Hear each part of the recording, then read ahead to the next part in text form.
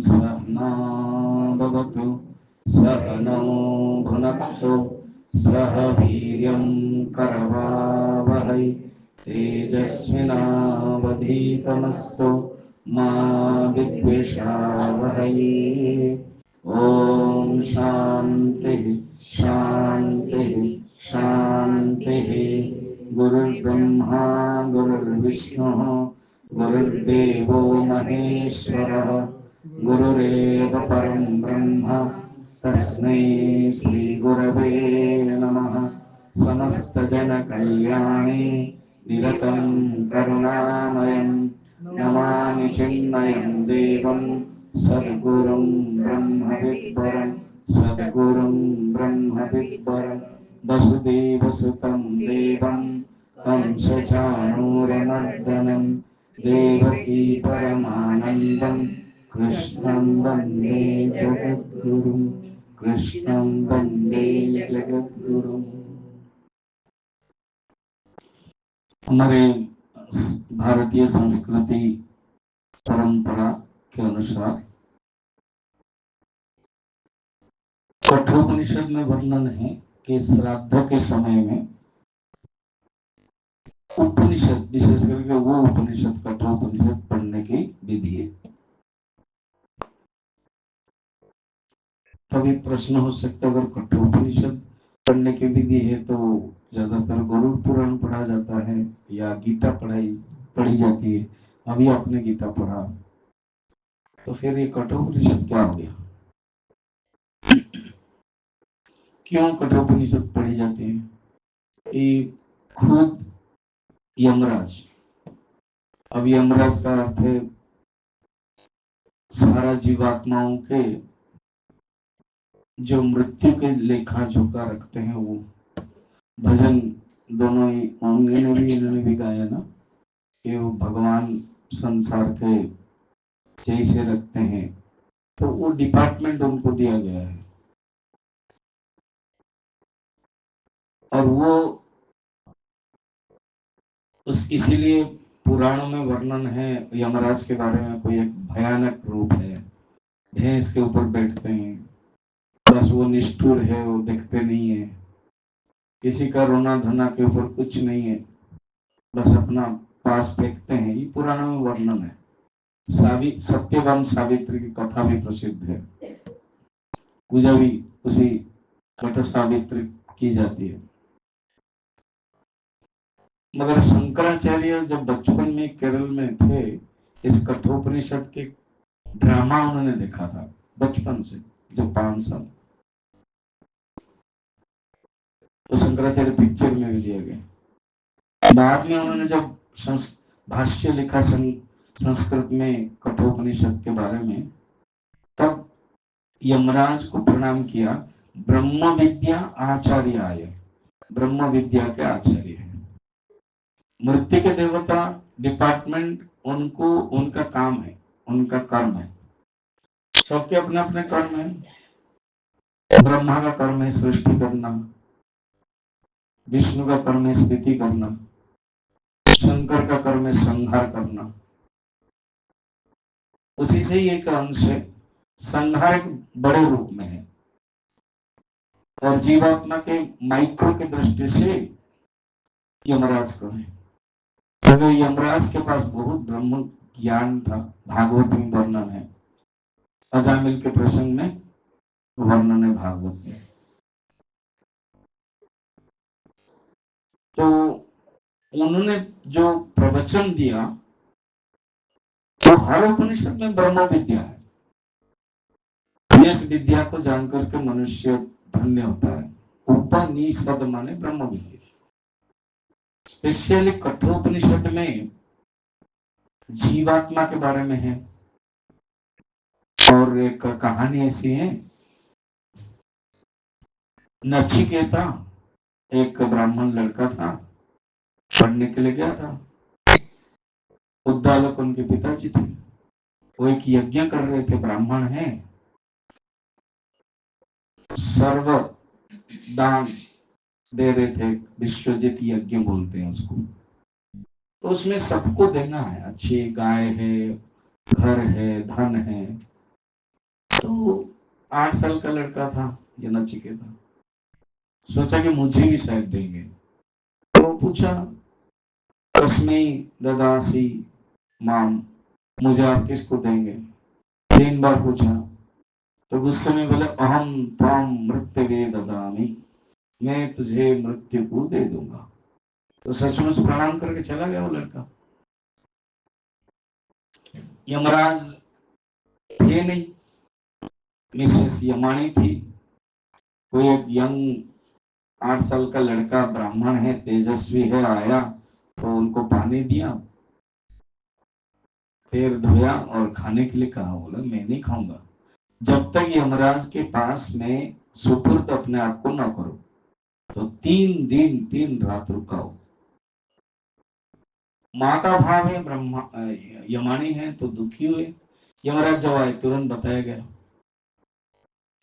तो उन्होंने भी स्वागत किया और बैठाया। उन्होंने पूछा आप क्यों आए? ना ऐसे ऐसे मेरे पिताजी ने भेजा आपके पास। तो बोले आप 3 दिन भोजन नहीं किया तो मैं आपको 3 वर देता हूं, मांगिए। तो पहला वर उसने मांगा कि मैं जब वापस जाऊंगा मेरे पिताजी मुझे प्रेत समझ करके डरे ना, मुझे स्वागत करे।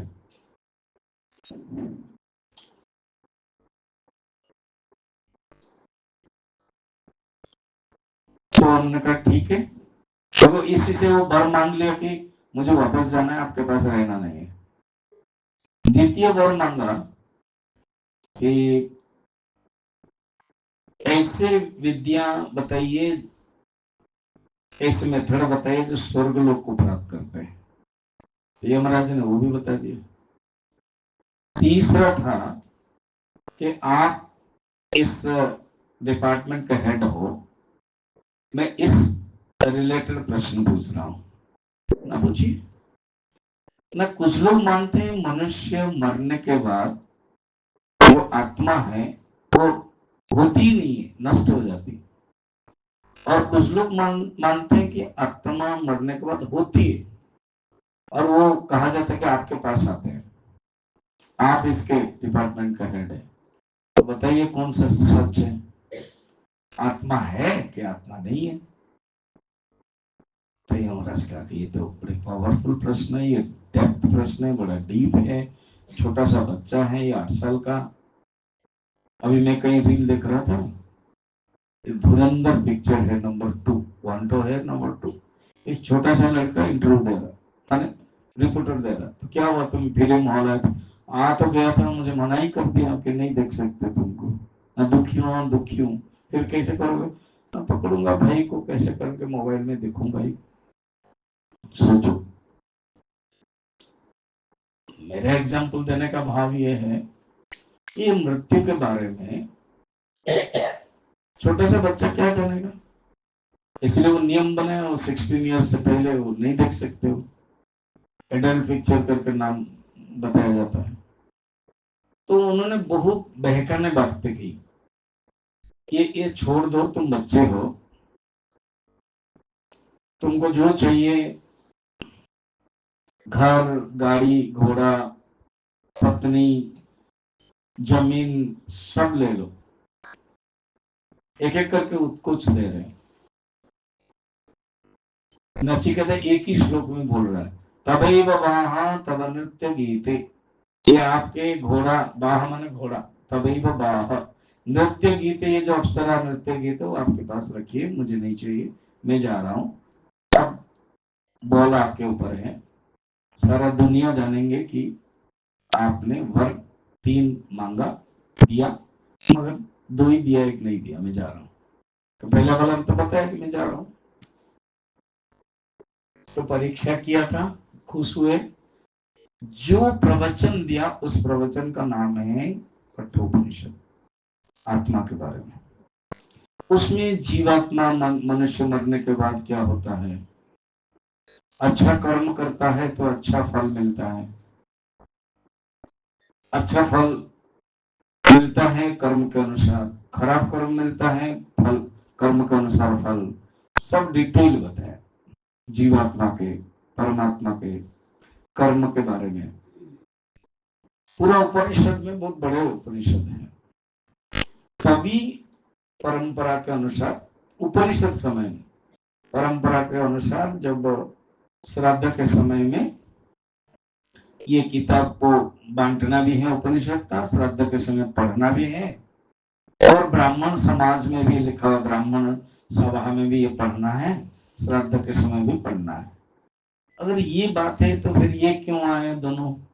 क्योंकि धीरे धीरे संस्कृत के जो पाठ है, संस्कृत का जो श्लोक है, संस्कृत का जो ज्ञान है वो कम हो गया।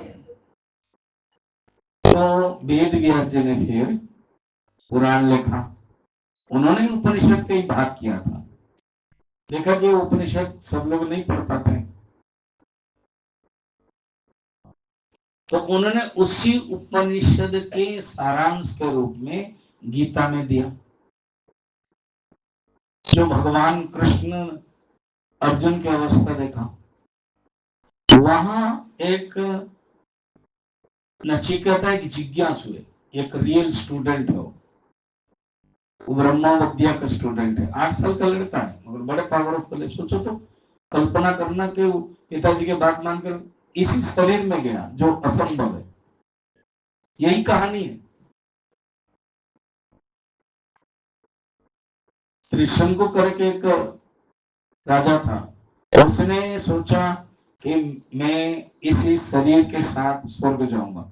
अब वशिष्ठ के पास गए, वशिष्ठ ने कहा ये तो नहीं होगा, इस शरीर को यहाँ जाना पड़ेगा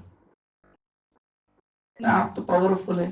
पता है वशिष्ठ के बारे में मैं अभी 20-25 मिनट प्रवचन दिया हूँ घर घर में गीता में, उसमें युग ही चेंज कर देते हैं ब्रह्मा इनके कारण।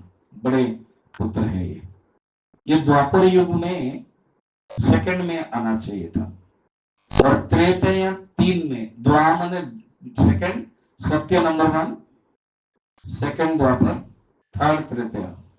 वो कहे कि मैं इतने समय तक इंतजार नहीं कर पाऊंगा, तो त्रेता सेकंड में आ गया और द्वापर थर्ड में आ गया। इसलिए हम द्वापर देखते हैं, थर्ड कृष्ण। ये केवल वशिष्ठ के लिए, इतने पावरफुल है। उन्होंने मना कर दी, नहीं, दिस इज नॉट रूल, ये नियम नहीं है। तो जानबूझकर विश्वामित्र के पास गए।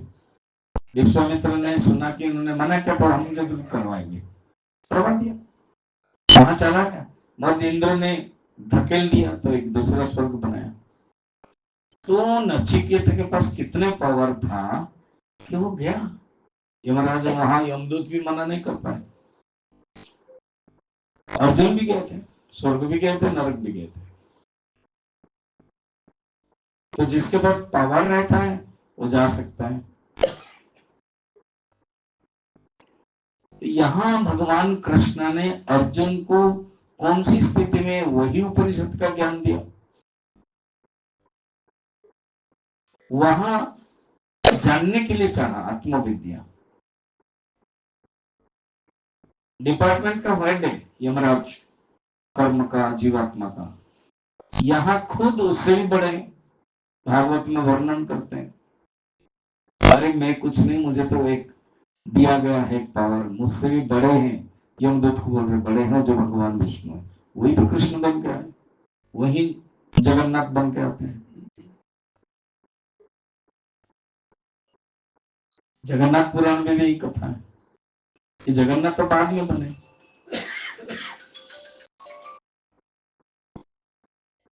ब्रह्मा को 2 तकलीफ हुई, एक है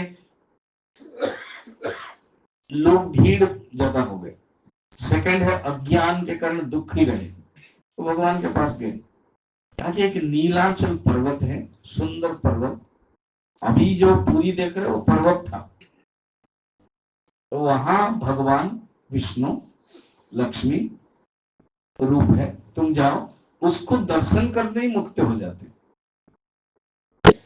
तो आकर के देखा, सचमुच 2 समस्या लेके गए थे, समाधान मिल गया। 2 आश्चर्य हो गया, एक है सचमुच भगवान है, वहां भी है यहाँ भी है, हुबहू क्लॉनिक।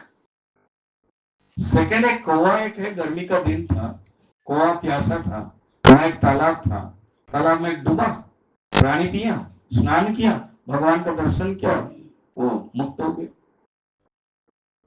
विष्णु रूप धारण करके विमान में आ गया, बैठ के चला गया। तो यमराज आया, ये यमराज आकर कहते ये क्या प्रभु, ये सब आपने मुझे दायित्व दिया है कि जो कर्म खराब करेगा उसका फल हम देंगे, आपने फिर तो हमको दायित्व दे के फिर अलग कर दिया। तब भगवान विष्णु माँ लक्ष्मी को देखते हैं, क्या प्रवचन दो, तो लक्ष्मी माँ प्रवचन देती है। तो यमराज को दायित्व दिया गया है।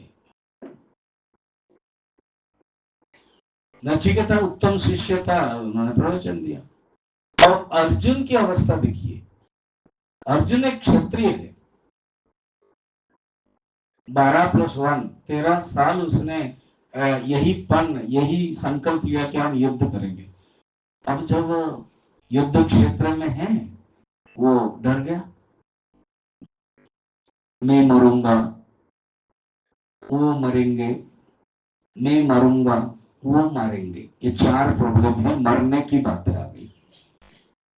आई will die, they will die, I will kill, they will kill. फिर वो युद्ध नहीं करना।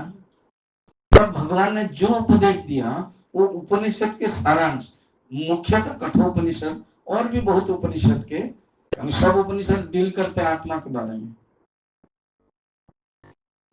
मनुष्य समझता है कि मैं जीवात्मा, और समझता है कि मैं मरता हूं। मनुष्य समझता है कि मैं शरीर हूं, शरीर मरता है। तो जो उपनिषद का ज्ञान हो वो भगवान कृष्ण गीता में दिया। इसलिए उपनिषद को शायद कोई ना जाने, और गीता को सारा दुनिया जाना। इसलिए अभी हमारे प्राइम मिनिस्टर जहां भी जाते हैं, जापान जाए एंड चाइना जाए और इसराइल जाए, तो वहां भी गीता दे दिया। इसने जोक में लेकर ये गलत आदमी को दे दिया, इसराइल को। उसने गीता पढ़ लिया और कहा कि युद्ध करना चाहिए, इसलिए मर रहा है बम।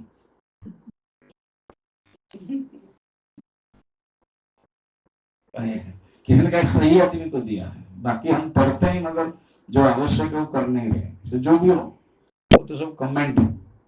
तो गीता में इतना सुंदर रूप में भगवान ने पिरोया है, रखा है। देखो हम लोग भी खाना बनाते हैं, खाना खाते हैं, और जो शेफ खाना बनाता है और खाना खिलाता है, जो टेबल में रखता है, वो कितना ड्रेसिंग पेंडिंग करके अट्रैक्शन होता है, जिसको भूख भी नहीं है तो भी अच्छा लगता है, क्योंकि वो इतना सुंदर रखता है। जो सलाद है, उस लोगों को सलाद पसंद नहीं है, और वो सलाद को ऐसे रखता है गिरा का, जब वो बना दे तो बच्चे लोग को अच्छा है। कोई एक रील देख रहा था, कोई मम्मी है, सेम रोटी सेम रोटी सेम रोटी, तो मम्मी क्या करती है, वो रोटी को वही अलग अलग बना देते हैं शेप, बच्चों को अच्छा लगता है। भगवान ने भी यही किया, वही उपनिषद तत्व गीता में दे दिया। और गीता में इतना सुंदर मेथड किया है, इतना उपनिषद में नहीं है, क्योंकि हम तो 42 ईयर्स हुआ है उपनिषद गीता यही पढ़ते पढ़ते रह रहे हैं। उपनिषद का कभी कभी सिस्टमेटिक नहीं है, पर गीता का बहुत सिस्टमेटिक है। इसलिए धीरे धीरे उपनिषद हट गई, बहुत लोग नहीं पढ़ पाते, गीता आ गई। और देन गीता भी वेद व्यास जी ने लिखा। और गरुड़ पुराण में अनेक पुराण है, 18 पुराण है। अभी जो मैं कह रहा था स्कंद पुराण है,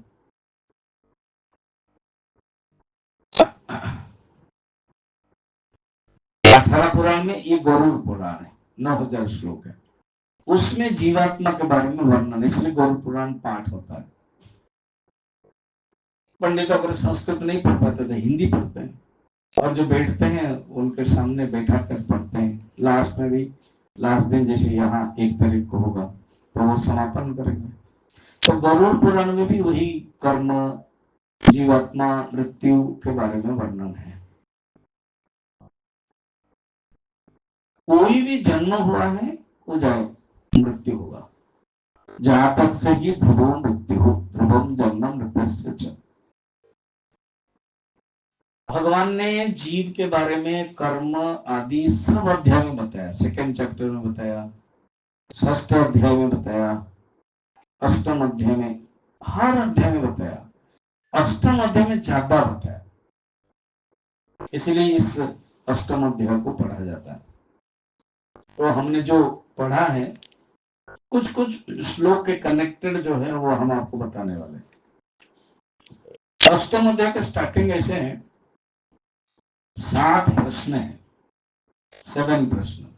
ब्रह्म क्या है, अध्यात्म क्या है, कर्म क्या है 3, अधिभूत क्या है 4, अधिदैव क्या है 5, अधियज्ञ क्या है 6, और कहाँ रहता है उसी का ही पाठ। लास्ट है अंतिम समय में आपको कैसे चिंतन मनुष्य करते हैं, योगी करते हैं। ये लास्ट प्रश्न, अंतिम समय में जो जैसा चिंतन किया है और उसका कर्म के अनुसार उसका जाएगा। अब हम हीरालाल जी के बारे में अगर बात करेंगे ना, मैं सोच रहा था देखो नवमी के समय में, नवरात्रि के समय उनका शरीर त्याग किया, तो पुण्य है जिसके लिए भीष्म को इंतजार करना पड़ा। वो दक्षिणायन में थे तो इंतजार करना, लगभग 56 डेज उन्होंने इंतजार किया कि जब उत्तरायण आएगा तब, जनवरी 14 के बाद। गीता जयंती दिसंबर में होती है, उसी समय ही महाभारत युद्ध है, और 10वां दिन में उनका शरीर सरसैया में चला गया, 18 दिन में से 10th डे में। बाकी द्रोणाचार्य, कृपाचार्य आदि सब एक एक, कोई 2 दिन 3 दिन आदि सब बने कमांडर इन चीफ, वो रहे। समापन होने के बाद ये लोग सब मिलने के लिए गए। उस समय उत्तरायण हो गया था। विष्णु सहस्त्र नाम उन्होंने ही दिया, प्रवचन दिया उनके मन में, और वो पिताजी से वर प्राप्त किया था जब तक इच्छा नहीं करेंगे मरेंगे नहीं। तो वो इच्छा नहीं कर रहे थे, आने दो, भगवान भी आए, बस उन्होंने इच्छा किया कि ऐसे समय होगा भगवान को मैं देखूं, देखते देखते शरीर त्याग करूं। जब भी कोई भक्त ऐसे उत्तरायण में और एक पर्व में जाते हैं, तो ये नवमी जो चल रहा है उसमें, और आज देखो जो हम स्पेशल सत्संग भी रखा, हमने तो कल रखा था, तो आज ही रखा गई, नवमी है, आज 12 बजे नवमी हो गई, अष्टमी और नवमी दोनों संयोग है, तो ये जरूर पुण्य है। ये देखो गीता में भी भगवान खुद कहते हैं, प्रश्न था अर्जुन का अंतिम समय में आपको कैसे चिंतन करते हैं, तो ये जो 6 प्रश्न ऊपर ऊपर छोड़ दो, लास्ट में कहते हैं अंत काले च मामेव स्मरण मुक्त कलेवरम, अंत काल में मुझे जैसे चिंतन करता है, और कलेवर माने शरीर, जगन्नाथ के लिए नव कलेवर होता है, शरीर को छोड़ता है, वो मुझे ही प्राप्त करता है। ऐसे मिशन में रहते हुए अलग अलग सत्संग में तो आते ही थे हीरालाल जी, मैं भी पर्सनली भी बोलता था आया करो सत्संग, रिटायर के बाद अटेंड करो। अभी जो घर घर में मैं सत्संग ले रहा था, लगातार अटेंड करते थे। लास्ट अनीता के घर थे फिर मार्च 14, तो उस समय आपके घर गए थे ना, मंजिल के 16 करेक्ट, 14 भी आए थे, 16 में आए थे लास्ट।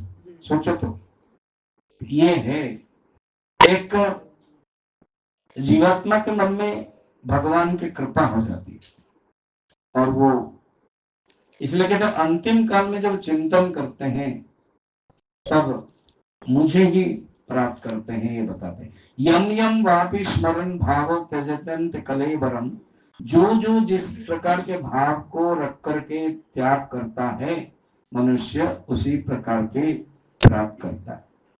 इसलिए भगवान कहता तस्मात् सर्वेषु कालेषु माम अनुस्मर युध्यच, क्योंकि अर्जुन को बोल रहे हैं इसलिए मुझे याद करके युद्ध करो बता रहे हैं। फिर आगे के श्लोक में जो हम लोगों ने पढ़ा है, बृहदारण्यक उपनिषद और छांदोग्य उपनिषद से ले आते हैं 2 मार्ग, जो उत्तरायण और दक्षिणायन ये वाला, अर्थात एक शुक्ल मार्ग और एक कृष्ण मार्ग, ये वर्णन है अष्टम अध्याय की, इसलिए महानता है। अष्टम अध्याय के एक, हर अध्याय की कहानी है गीता की। ये इंटरेस्टिंग है, गीता के महात्म्य कहानी है पद्म पुराण में। पद्म पुराण में गीता महात्म्य कथा है।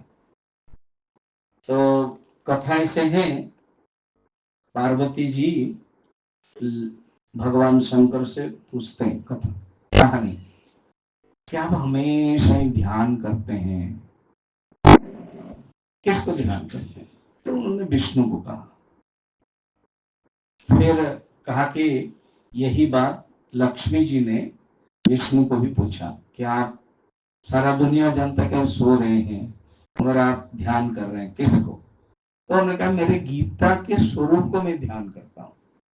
जो गीता मेरे मुंह से निकला है, मुखपद्मा भगवान के मुख से ही, वो मैं स्वरूप को याद करता हूँ करके एक एक अध्याय के बता रहे हैं, कहानी बता रहे हैं खुद। तो विष्णु भी बता रहे हैं लक्ष्मी को, और उधर शंकर जी भी बता रहे हैं पार्वती को। जो अष्टम अध्याय पढ़ा उसके महात्म्य बता रहे। दक्षिण में एक नगर था आमरदपुर, भाव शर्मा करके एक ब्राह्मण रहता था। प्रत्येक मनुष्य के कर्म के अनुसार फल मिलता है, अभी हम लोगों ने देखा। मगर गीता के पढ़ने से मनुष्य मुक्त होता है। गीता का जो भाव है, जो फल है, उसी के हर अध्याय की कहानी है।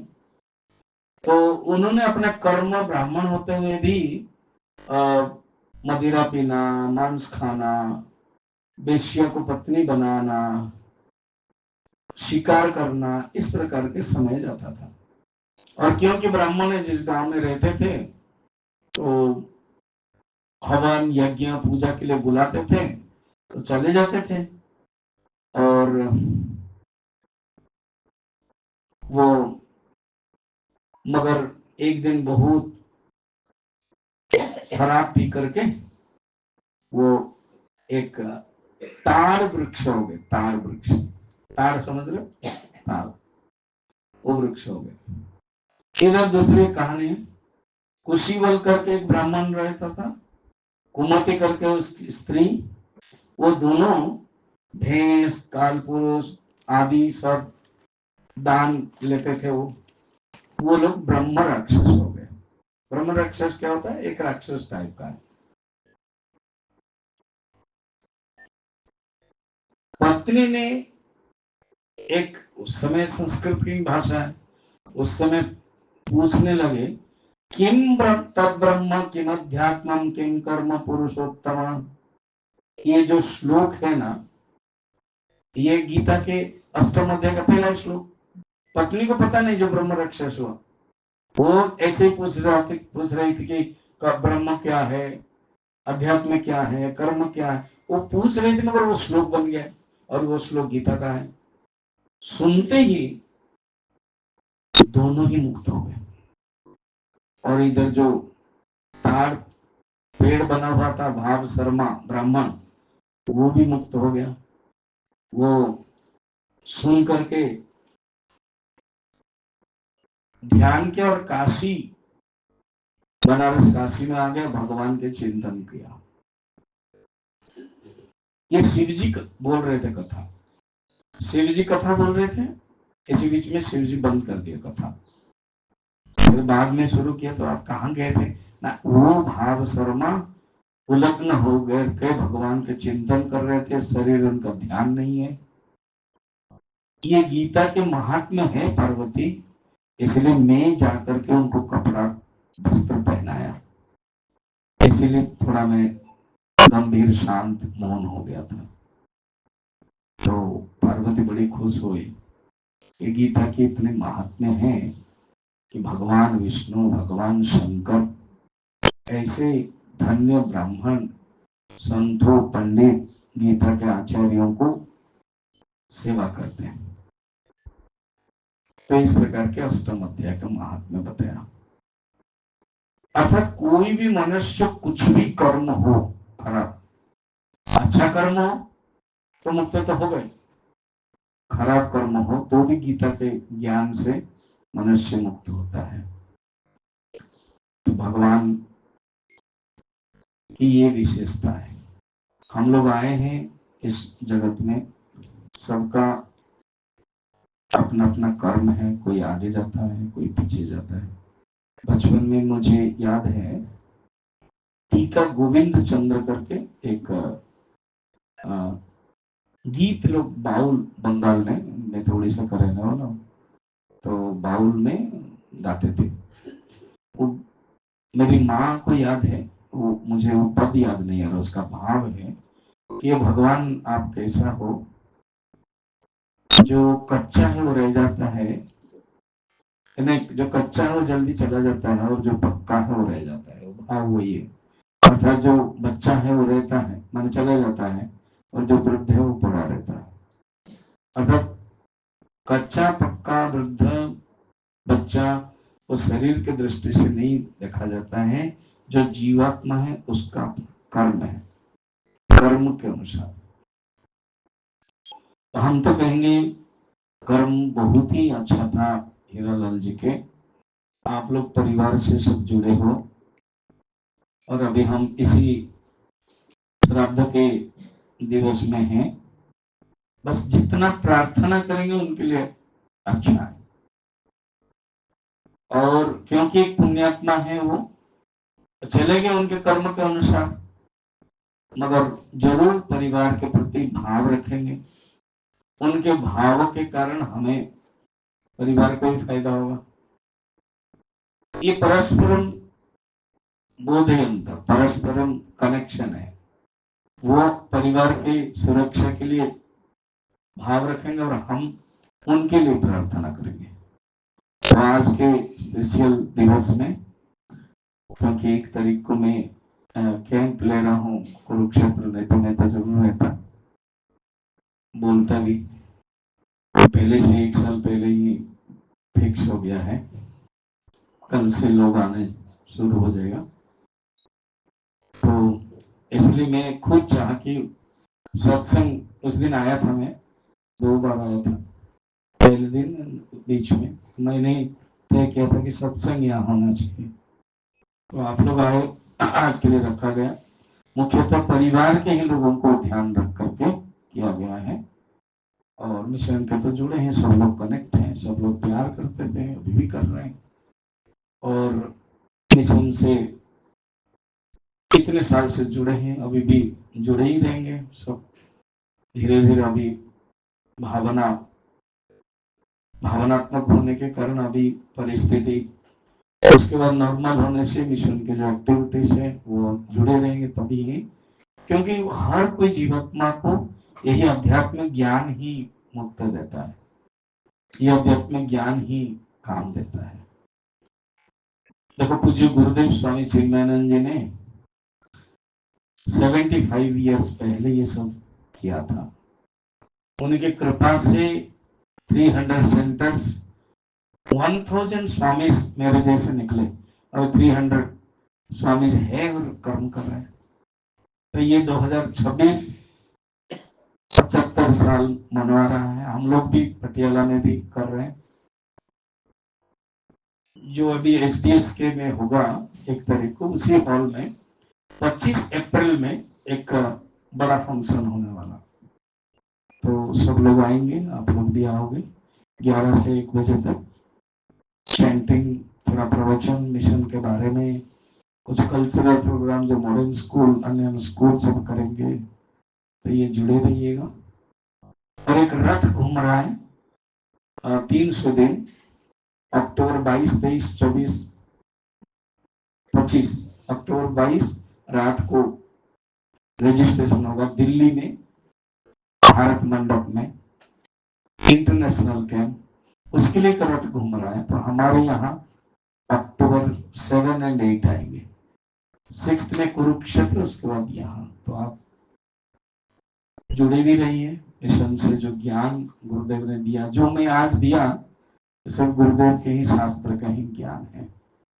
अब हम 3 बार महामृत्युंजय मंत्र करेंगे, उसके बाद थोड़ा सा मौन रहेंगे, फिर समापन।